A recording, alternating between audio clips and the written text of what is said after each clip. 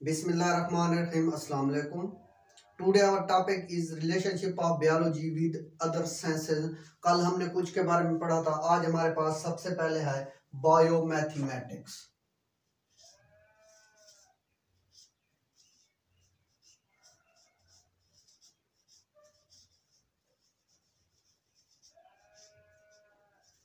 या इसका जो दूसरा नाम होता है हम उसको बोलते हैं बायोमेट्री।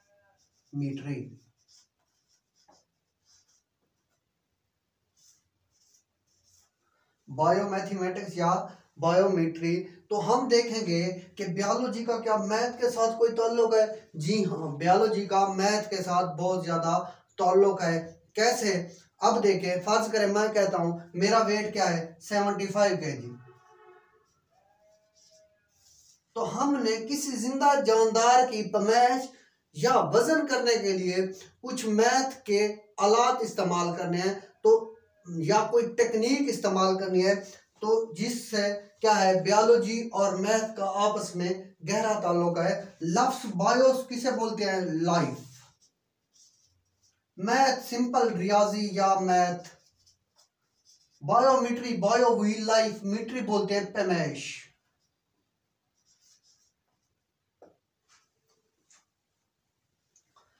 अब बायोमैथमेटिक्स की अगर हम प्रॉपर डेफिनेशन की बात करें, biomathematics is the study in which we deal biological processing by using किस चीज को?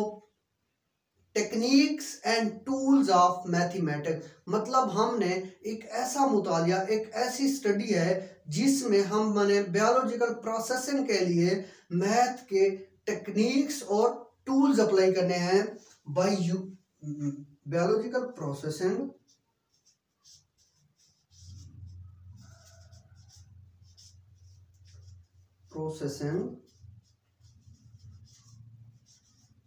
by using techniques and tools of mathematics।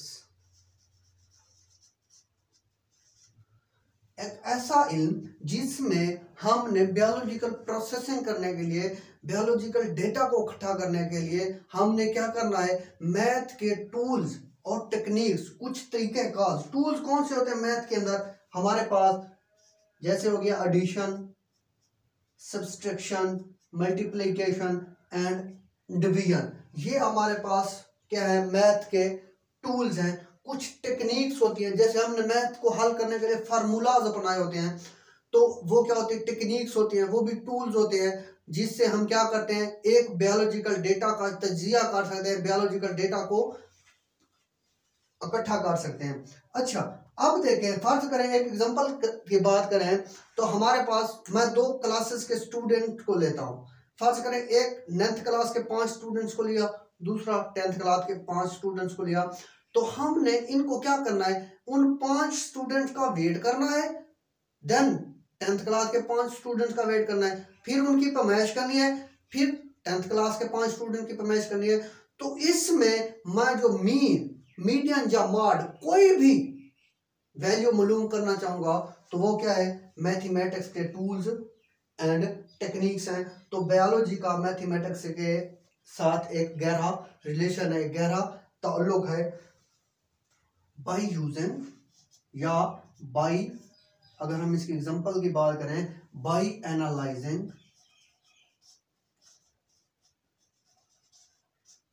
The biological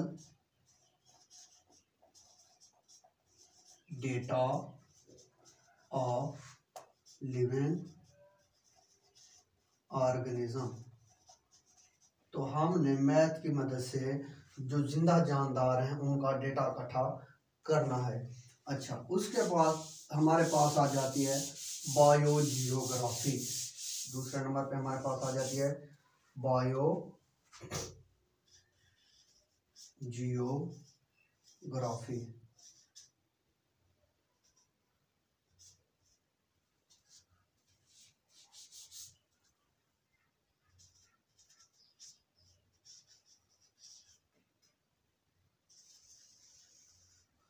biogeography, bio life, इसमें हमने 3 लफ्ज के बारे में पढ़ना है। जियो बोलते हैं अर्थ, जमीन, ग्राफी, ग्राफिकल, रिप्रेजेंटेशन।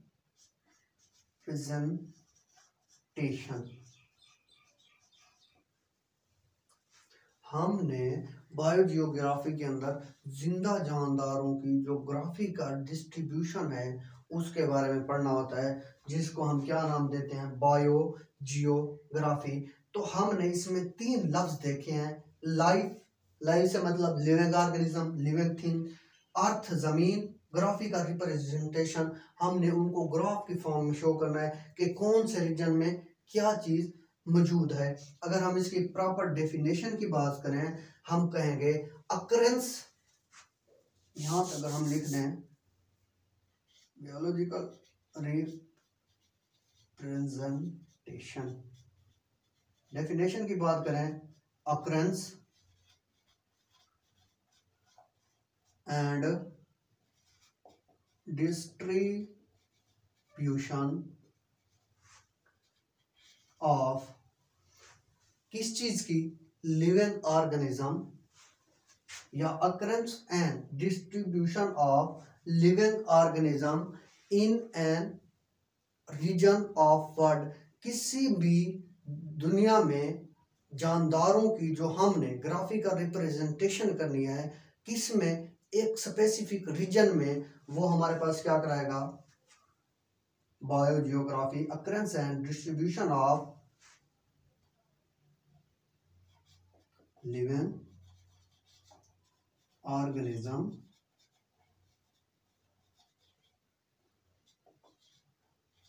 in या on the in a graphical representation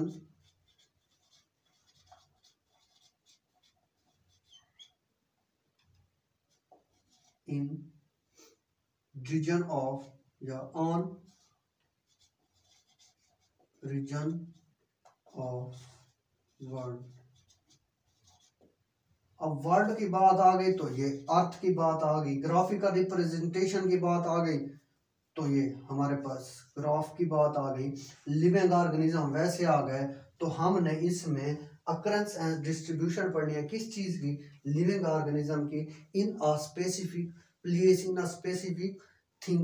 तो अगर हम इसकी एग्जांपल की बात करें, एग्जांपल मिसाल के तौर पर वो कहता है क्लाइमेट, किस को कहते हैं, आबो हवा। हमारी आबो हवा कैसी है, मौसम कैसा है। फर्ज करें हमारे पास एक पोलर बियर होता है, वो क्या गर्म तरीन इलाके में सर्वाइव कर सकता है, नहीं। तो हमने क्लाइमेट को जानकर लिविंग ऑर्गेनिज्म की करैक्टरिस्टिक के बारे में स्टडी करना होता है, तो जिसको हम क्या नाम देते हैं, biogeography. By using climate we can find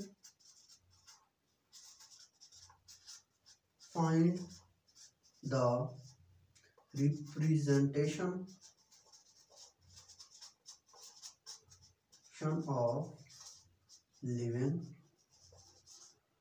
organism।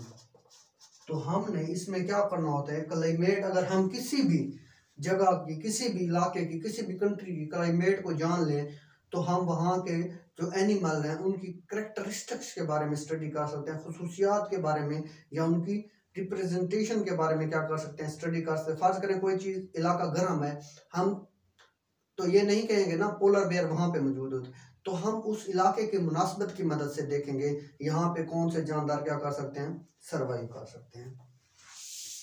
Last one हमारे पास है बायो इकोनॉमिक्स। बायो इकोनॉमिक्स भी बोलते हैं, इकोनॉमिक्स भी बोलते हैं। इकोनॉमिक्स या इकोनॉमिक्स, बायो बोलते हैं लाइफ, लाइफ को, इकोनॉमिकल स्टडी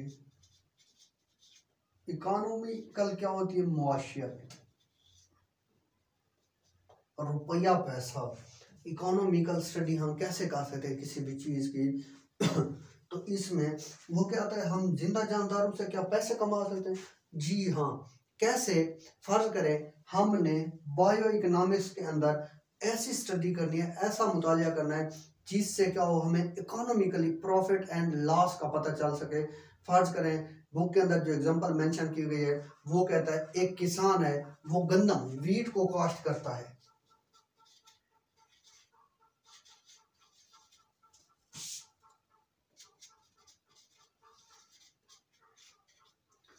अब गंदम पे क्या आ रहा है? उसका खर्चा आ रहा है। कभी वो पानी का खर्च इस्तेमाल यूज कर रहा है, कभी वो बीज बो रहा है, कभी वो हल चला रहा है। तो इनको जो खर्चा आ रहा है, इसकी जो कॉस्ट आ रही है, इकोनॉमी आ रही है, वो उसको क्या करता है? नोट करता रहता है, लिखता रहता है। और बाद में जाकर क्या करता है, जब वो गंदम को हार्वेस्ट करता है तो वो अपना प्रॉफिट और लॉस निकालने के क्या होता है, काबिल होता है कि आया मुझे इससे फायदा हुआ या नुकसान हुआ। तो ये वाला जो टॉपिक था ये बायो इकोनॉमिक्स से मुतालिक था कि हम इसमें क्या करेंगे, बायो इकोनॉमिक्स को स्टडी करते हैं, जिंदा जानदारों से इकोनॉमी को बेहतर कैसे बना सकते हैं। तो ये हमारा जो आज का टॉपिक था, ये था relationship of biology with other sciences. तो अगर इस टॉपिक के रिलेटेड आपको कोई क्वेश्चन हो तो आप कमेंट बॉक्स में पूछ सकते हैं। अल्लाह हाफिज।